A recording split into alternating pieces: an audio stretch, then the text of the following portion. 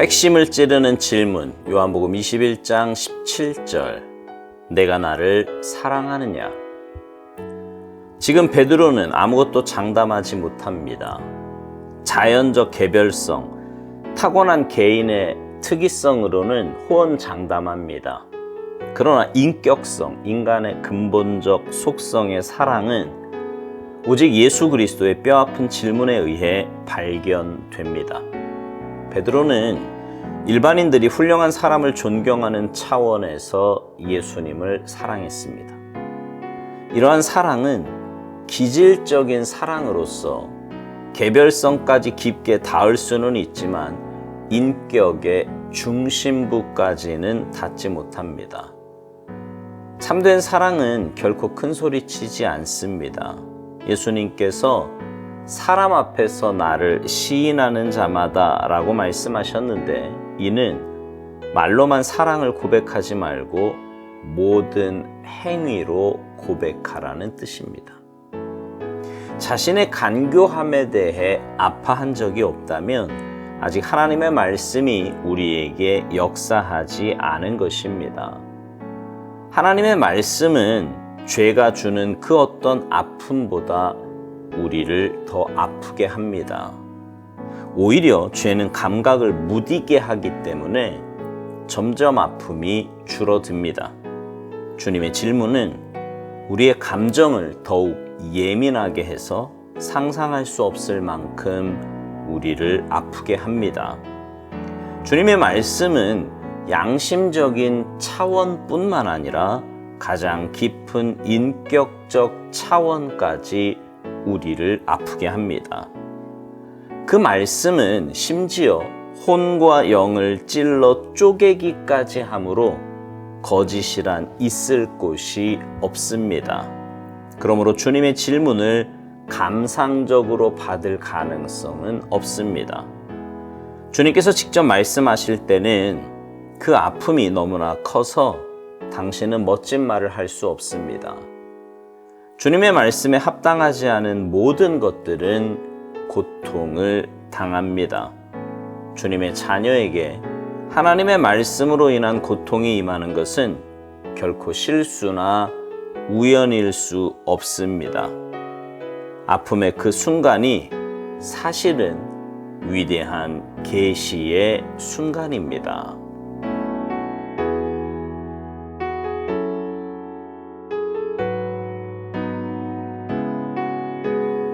사람은요, 누구나 자신의 모습을 잘 보지 못합니다. 오죽하면 내로남불이라는 말까지 하겠습니까? 내가 하면 괜찮고 남이 하면 안 되는 것처럼 보이는 것이 우리의 죄성이라는 말이죠. 실제로 그렇지 않습니까? 여러분이 할 때는 그게 죄인지도 모르고 별로 심각하지 않다고 생각을 하는데, 남이 하는 모습을 보면 굉장히 거슬리고 잘못됐다고 생각되는 그런 일 말입니다. 근데 사람이 자신의 모습을 볼 수 있는 곳이 있어요. 바로 주님의 말씀 앞에서입니다. 주님의 말씀 앞에 서면 정말 그 말씀의 빛이 나를 비추면 내 속에 감추어져 있는 죄성까지 적나라하게 보입니다. 주님의 말씀 앞에서 내 모습을 보게 되면 대체로 두 가지 반응을 보이는데요. 하나는 부인하고 부정하는 거예요.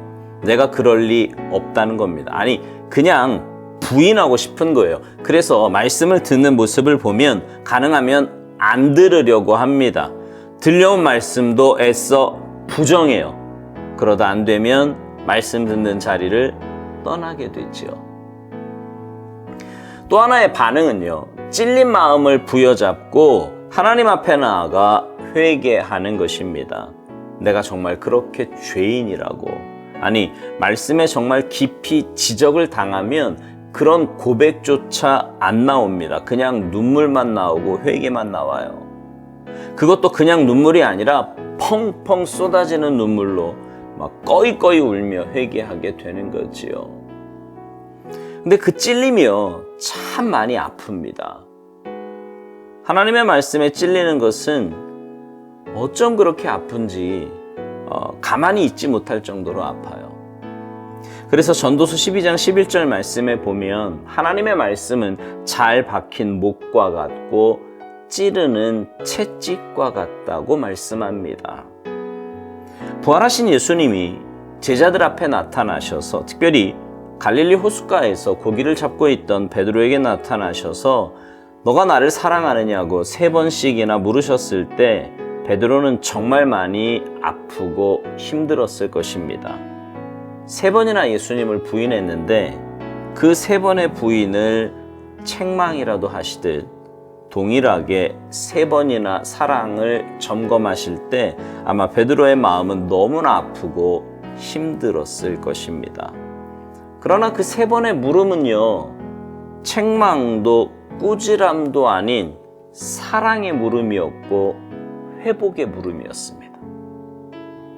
그 사랑의 물음이 베드로를 회복시켰고 결국 주님의 귀한 사명을 감당하는 사도가, 주님의 사도가 될 수 있었던 것입니다. 우리를 향하신 하나님의 말씀도 그렇습니다. 아까 말씀드린 대로 하나님의 말씀은 때로 굉장히 아프고 많이 힘이 듭니다. 못과 같고 채찍과 같아요. 그러나 그 말씀은 나를 단지 고통으로만 몰아넣는 그런 아픔이 아니라 나를 살리고 회복시키는 아픔입니다. 말씀의 찔림을 통해 내 영혼이 회복되고 살아나게 된다 이 말이에요.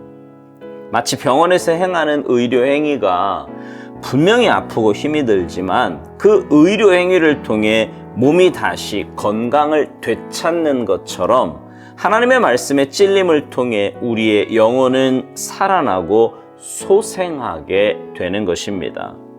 오스왈드 목사님이 이런 말을 합니다. 하나님의 말씀은 죄가 주는 그 어떤 아픔보다도 우리를 더 아프게 한다고요. 오히려 죄는 감각을 무디게 하기 때문에 점점 아픔이 줄어들지만 주님의 질문은 우리의 감정을 더욱 예민하게 해서 상상할 수 없을 만큼 우리를 아프게 한다는 것입니다. 그러면서 주님의 말씀은 양심적인 차원뿐만 아니라 가장 깊은 인격적 차원까지 우리를 아프게 하는데 그 말씀은 심지어 혼과 영을 찔러 쪼개기까지 하므로 거짓이란 있을 곳이 없다고 말합니다. 그렇습니다.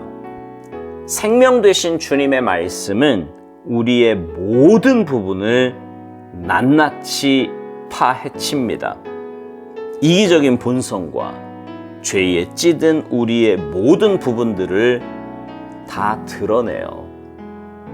그럴 때 우리는 너무나 힘들고 아파서 몸부림치지만 그 아픔으로 인해 우리는 주님의 십자가 앞에 나아갈 수 있는 것입니다. 그리고 주님의 십자가 앞에서 내 모습을, 이미 주님의 말씀 앞에서 다 드러난 내 모습을 주님의 십자가 보혈로 씻어주시기를 기도하고 간구해야 합니다. 그래서 주님의 피 가운데 거하며 주님 닮은 주님의 자녀로 살아갈 수 있도록 주님의 은혜를 구해야 하는 것입니다. 사랑하는 성도 여러분, 여러분은 주님의 말씀이 여러분의 모습을 비추어 찔림을 줄 때 어떤 반응을 보이며 사십니까? 외면하고 회피하시나요? 아니면 주님의 말씀으로 우리를 찌르실 때, 우리의 모습을 조명해 주실 때 겸손하게 주님의 십자가 앞에 나아가고 계십니까? 만약 전자라면 나는 그런 적 없다고, 저건 내 이야기가 아니라고 이렇게 부정한다면 그렇게 하면 할수록 내 영혼은 피폐해집니다. 죄에 점점 물들어 돌이킬 수 없는 지경에까지 이르게 되는 거예요. 그러나 주신 말씀으로 인해 주님께 더 가까이 나아간다면 여러분의 영혼은 소생케 되며 회복되는 역사가 있게 될 것입니다. 여러분, 오스왈드 목사님 말대로 주님의 자녀에게 하나님의 말씀으로 인한 고통이 임하는 것은 결코 실수나 우연일 수 없습니다. 내게 꼭 필요한 말씀이기에, 내가 지금 그런 모습이기에 그 말씀을 주신 거예요. 그렇다면 주님의 말씀 앞에서 이런저런 변명을 늘어놓거나 아니면 그 말씀을 제쳐두려고 부정하려고 하지 말고 회개하시기 바랍니다. 그럴 때 우리는 성장과 성숙으로 나아가게 되는 것입니다. 바라기는 여러분 모두가 주님이 주시는 찔림 앞에서 겸손하게 그리고 정직하게 반응하시기를 소망합니다. 그래서 하나님의 말씀으로 여러분의 영혼이 살아나고 그래서 범사가 회복되는 은혜의 역사가 있게 되기를 주님의 이름으로 축복합니다. 아멘.